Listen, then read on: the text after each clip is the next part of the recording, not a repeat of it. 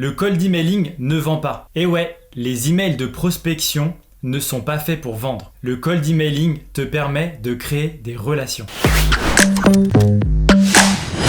En prospection, le plus important, c'est de rentrer en contact avec son prospect. Si tu cibles des top décideurs par exemple, ne cherche pas directement à vendre par email, mais l'objectif c'est plutôt d'initier une relation et d'obtenir des réponses. Je vais te montrer un exemple d'email. Allez, c'est parti. Donc là, je vais te montrer comment créer des relations avec tes prospects. Donc là, l'email que tu vois, c'est un email que j'utilise pour obtenir un maximum de réponses. Sache que ce modèle est intéressant si tes prospects comprennent ta proposition de valeur. Si tu viens de lancer une activité un peu innovante et que tu dois évangéliser le marché, ne cherche pas, c'est pas le modèle qu'il te faut. Donc maintenant, on va décortiquer cet email pour voir un petit peu en quoi il est efficace. La première chose, c'est qu'il est assez court et qu'on commence directement par « j'ai échangé avec ». Ce début d'email est intéressant parce qu'il porte pas l'attention sur toi et ce que tu vends, mais plutôt sur quelqu'un qui va parler de toi.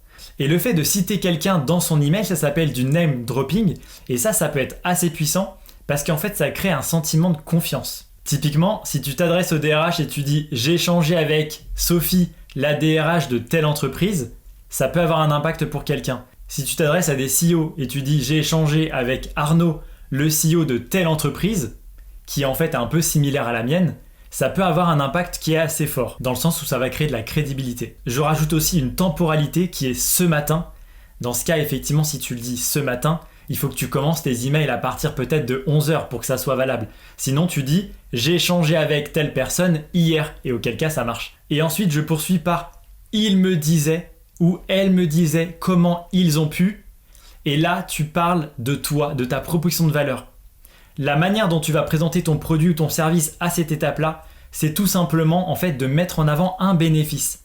Donc pour te prendre l'exemple global, par exemple adressé au restaurateur, ça peut être « j'ai échangé avec Nicolas, le gérant de tel restaurant ce matin, et il m'expliquait comment il a pu augmenter de 5% ses marges sur ses livraisons via une plateforme en ligne. » Donc voilà, typiquement, ça reste très simple. On poursuit par « ça pourrait également vous intéresser ». Et ensuite, je finis par une question, mon call to action, qui est tout simplement une proposition de demande de rendez-vous. Cette demande de rendez-vous, tu peux la personnaliser avec ce qu'on appelle du liquid, et j'ai fait une autre vidéo sur ma chaîne qui t'explique comment le faire. Et je finalise avec un « à très vite » qui est plutôt informel et qui montre qu'il y aura une prochaine étape à cette relation.